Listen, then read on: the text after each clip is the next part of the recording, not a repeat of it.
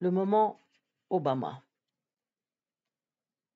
Le gouvernement israélien avait lancé son offensive avant la prise de fonction du président américain Barack Obama.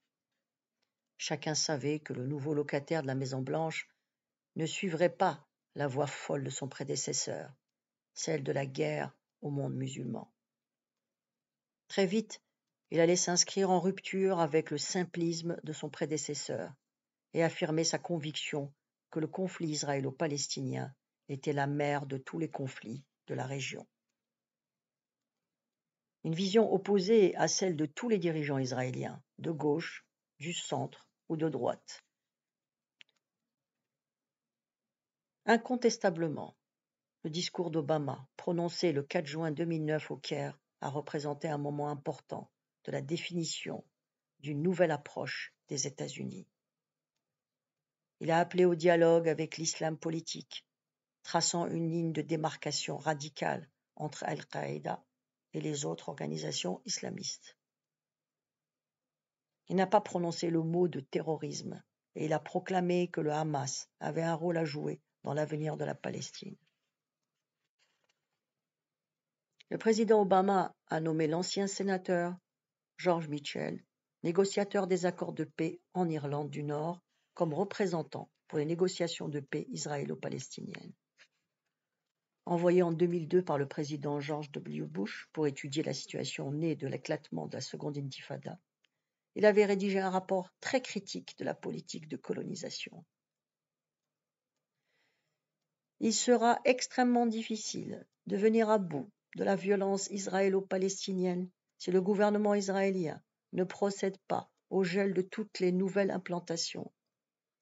Il doit agir avec précaution, de sorte que les colonies, qui sont des éléments potentiels de friction, constituent une monnaie d'échange avec les négociations et non des provocations susceptibles de bloquer, dès le départ, toute discussion productive. À chacune de nos 2 visites dans la région, les Israéliens ont annoncé une expansion des implantations, et c'était presque toujours la première question soulevée par les Palestiniens que nous avons rencontrés. Le gouvernement israélien déclare interdire toute nouvelle colonie, mais autoriser l'expansion de colonies existantes pour s'adapter à la croissance naturelle.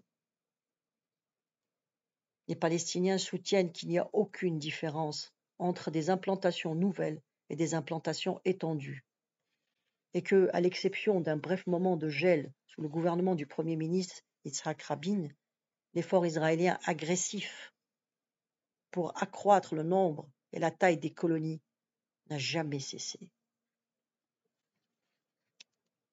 Cette question des colonies fera l'objet d'une première offensive diplomatique américaine. Pour la première fois, les États-Unis exigent, comme condition à la reprise des négociations israélo-palestiniennes, le gel total de la construction de colonies en Cisjordanie et aussi à Jérusalem. Mitchell effectue de nombreuses navettes entre les protagonistes sans succès. Sinon le ralliement du bout des lèvres de Netanyahou à l'idée d'un État palestinien démilitarisé. S'appuyant sur un fort consensus national, le Premier ministre israélien a fait de la résistance d'autant plus importante que les pressions exercées sur lui restent minimales. Cette résistance va déboucher dès l'automne 2009 sur une inflexion, pour ne pas dire un recul, du discours américain et aussi européen.